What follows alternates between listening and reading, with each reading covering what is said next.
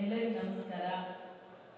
ನನ್ನ ನೆಚ್ಚಿನ ತಾಲೂಕಾದ ಸಿಂಧನೂರು ತಾಲೂಕಿನಲ್ಲಿ ನೀರಿಗಾಗಿ ಹೋರಾಟದ ನೇತೃತ್ವವನ್ನು ವಹಿಸಿಕೊಂಡಿರ್ತಕ್ಕಂಥ ಹಿರಿಯರು, ರಾಜಕೀಯ ಮುತ್ಸದ್ದಿಗಳು ಹಾಗೂ ಮಾಜಿ ಸಚಿವರಾದಂತಹ ಸನ್ಮಾನ್ಯ ವೆಂಕಟರಮಣಗೌಡ ಸಾಹೇಬ್ರೆ, ಈ ಒಂದು ಸದಾ ರೈತರ ಬಗ್ಗೆ ಕಳಕಳಿ ಇಟ್ಕೊಂಡು ರಾಜ್ಯಾದ್ಯಂತ ರೈತರಿಗಾಗಿ, ಯುವಕರಿಗಾಗಿ ಎಲ್ಲ ಜಾತ್ಯಾತೀತ ನಿಲುವನ್ನು ಹೊಂದಿ ಇವತ್ತು ರಾಜ್ಯ ಪ್ರವಾಸ ಮಾಡ್ತಿರ್ತಕ್ಕಂಥ ರಾಜ್ಯದ ಯುವ ಅಧ್ಯಕ್ಷರು, ಮುಂದಿನ ಭವಿಷ್ಯದ ನಾಯಕರಾದಂತಹ ನಿಖಿಲ್ ಕುಮಾರಸ್ವಾಮಿ ಈಗ ತಾನೇ ತನ್ನ ಉದ್ದೇಶಿಸಿ ಮಾತನಾಡಿರ್ತಕ್ಕಂಥ ರಾಜ್ಯ ಗೌರವ ಅಧ್ಯಕ್ಷರಾದಂತಹ ಕೃಷ್ಣಾರೆಡ್ಡಿ ಸಾಹೇಬ್ರೆ, ಹಿರಿಯರು, ಮಾಜಿ ಸಚಿವರು, ನಮ್ಮ ಸೋದರ ಸಮಾನರಾಗಿ ದೈತ್ಯರಾದಂತಹ ಪ್ರಾಸ್ತಾವಿಕವಾಗಿ ಚೆನ್ನಾಗಿ ಮಾತಾಡಿರ್ತಕ್ಕಂಥ ಸನ್ಮಾನ್ಯ ಹನುಮಂತ ಪಾಲ್ಗೊಡ್ ಸರ್ ಅವರೇ, ಹಾಗೂ ಮಾನ್ಯ ಕ್ಷೇತ್ರದ ಮಾಜಿ ಶಾಸಕರು, ರಾಜ್ಯದ ನಮ್ಮ ಎಸ್ ಟಿ ಮೋರ್ಚಾದ ಅಧ್ಯಕ್ಷರು ಆದಂತಹ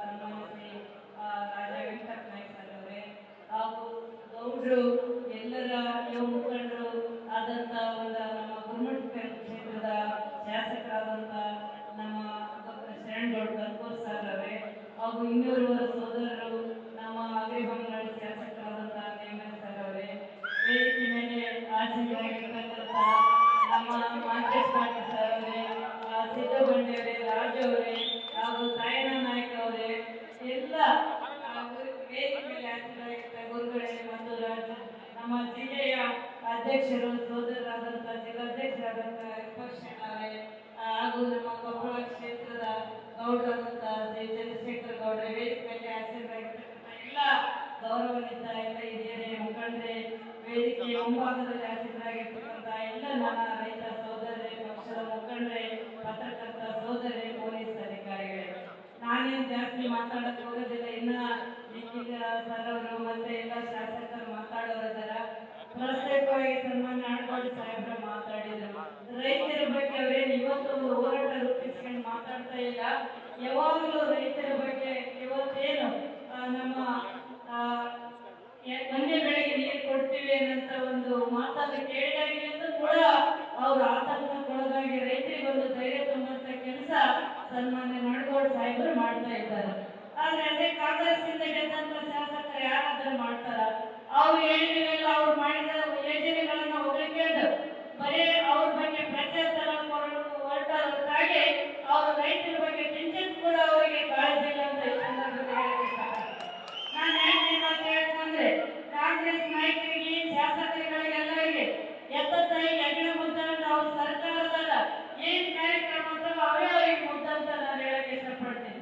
ಹಾಗಾಗಿ ಇವತ್ತೇನು ರಾಜ್ಯದ ಮಾಜಿ ಮುಖ್ಯಮಂತ್ರಿಗಳು, ಕೇಂದ್ರ ನಾಯಕರು, ಕೇಂದ್ರದ ಮಂತ್ರಿಗಳಾದಂತ ಕುಮಾರಣ್ಣವರು ಇವತ್ತೇನು ಕರೆ ಕೊಟ್ಟರ, ರಾಜ್ಯದ ಎರಡೇ ರೈತರಿಗೆ ತೊಂದರೆ ಆದ್ರೆ ನೀವೆಲ್ಲರೂ ಹೋರಾಟ ರೂಪಿಸಿಕೊಂಡು ಪ್ರತಿಯೊಂದು ತಾಲೂಕದಲ್ಲಿ ದೊಡ್ಡ ಪ್ರಮಾಣದ ಹೋರಾಟ ಮಾಡ್ರಿ ಅನ್ನಂತ ಒಂದು ಕರೆ ಕೊಟ್ಟಾರ.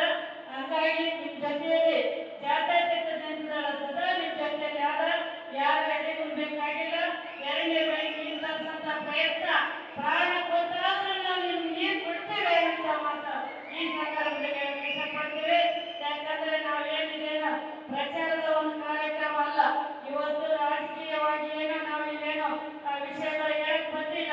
ಇವತ್ತು ರೈತರಿಗೆ ನೀರು ಕೊಡ್ಸೋದಕ್ಕ ಸನ್ಮಾನ್ಯ ನಾಡಗೌಡರು, ಜಿಲ್ಲಾ ಎಲ್ಲ ನಮ್ಮ ನಾಯಕರು ಸದಾ ನಿಮ್ ಜೊತೆಯಲ್ಲಿದ್ದು ನಿಮ್ ಜೊತೆಯಲ್ಲಿ ನೀರು ಕೊಡ್ಸಂತದ್ದು ಇವತ್ತೇನು ಮೊದಲಲ್ಲ, ಯಾವಾಗಲೂ ಪ್ರತಿ ವರ್ಷ ನಾನು ಕೂಡ ಮೊನ್ನೆ ನಾರಾಯಣಪುರ ಬಲದಂಗೆ ಕೆನಾಲ್ನಲ್ಲಿ ಬರ್ತಕ್ಕಂಥ ಒಂದು ರೈತರಿಗೆ ನೀರು ಬಂದಾಳು ಅಂತ ಹೇಳಿದ ಸಂದರ್ಭದಲ್ಲಿ ನಾವು ಎಲ್ಲ ಜಿಲ್ಲೆಯಾದ್ಯಂತ 40 ಕಿಲೋಮೀಟರ್ ಒಂದು ಪಾದಯಾತ್ರೆಯನ್ನು ಮಾಡಿ ನೀರು ಕೊಡಿಸಿ ನಾವು ಕುಮಾರಣ್ಣವರು ಮುಖ್ಯಮಂತ್ರಿ ಆಗಿದ್ದಾಗ ನೀರಿಲ್ಲಂತ ಗೊತ್ತಾದ್ರು ಬೈನಗಲ್ಲಿಂದ LPMC ನೀರು ಕೊಡಿಸಿದ್ರು ನಾಡಗೌಡ ಸಾಹೇಬರು.